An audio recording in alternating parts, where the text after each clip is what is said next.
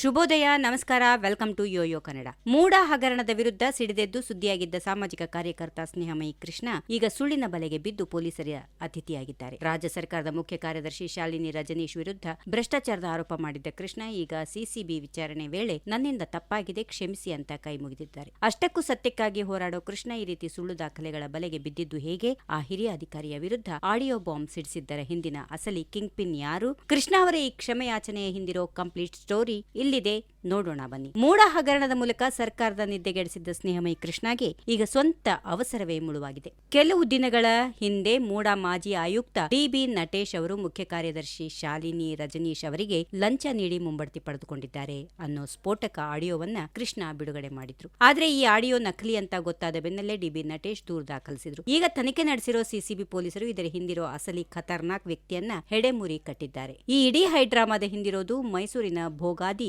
ನಿವಾಸಿ ಎನ್ ವಿನೋದ್ ಎಂಬ ವ್ಯಕ್ತಿ. ಡಿ.ಬಿ. ನಟೇಶ್ ಮತ್ತು ವಿನೋದ್ ನಡುವೆ ಹಳೆಯ ಹಣಕಾಸಿನ ವ್ಯವಹಾರ ಇತ್ತು. ವಿನೋದ್ ಕೊಡಬೇಕಾಗಿದ್ದ ಸಾಲದ ಹಣದಿಂದ ತಪ್ಪಿಸಿಕೊಳ್ಳಲು ಈ ಸಂಚು ರೂಪಿಸಿದ್ದ.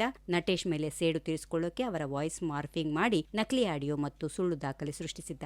ಇದನ್ನೇ ನೈಜ ದಾಖಲೆ ಅಂತ ನಂಬಿದ ಸ್ನೇಹಮಯಿ ಕೃಷ್ಣ ಸತ್ಯಾಸತ್ಯತೆ ಪರಿಶೀಲಿಸಿದ ಸೋಷಿಯಲ್ ಮೀಡಿಯಾದಲ್ಲಿ ಹರಿಬಿಟ್ಟು ಈಗ ತಗಲಾಕೊಂಡಿದ್ದಾರೆ. ಸಿಸಿಬಿ ಪೊಲೀಸರ ಕಠಿಣ ವಿಚಾರಣೆ ಎದುರಿಸಿದ ಸ್ನೇಹಮಯಿ ಕೃಷ್ಣ ಈಗ ಮೆತ್ತಗಾಗಿದ್ದಾರೆ. ವಿನೋದ್ ನನ್ನ ದಾರಿ ತಪ್ಪಿಸಿದ್ದಾನೆ, ಆತ ಕೊಟ್ಟ ದಾಖಲೆ ನಂಬಿ ನಾನು ದೊಡ್ಡ ತಪ್ಪು ಮಾಡಿದೆ.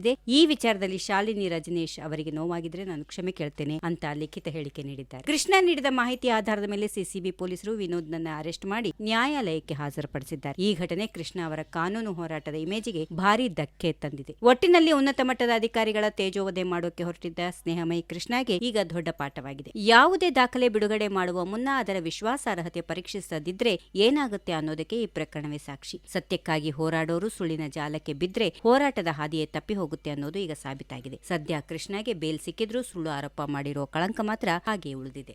ಈ ವಿಡಿಯೋ ನಿಮಗೆ ಇಷ್ಟವಾದಲ್ಲಿ ಲೈಕ್ ಮಾಡಿ, ಶೇರ್ ಮಾಡಿ, ಸಬ್ಸ್ಕ್ರೈಬ್ ಮಾಡಿ.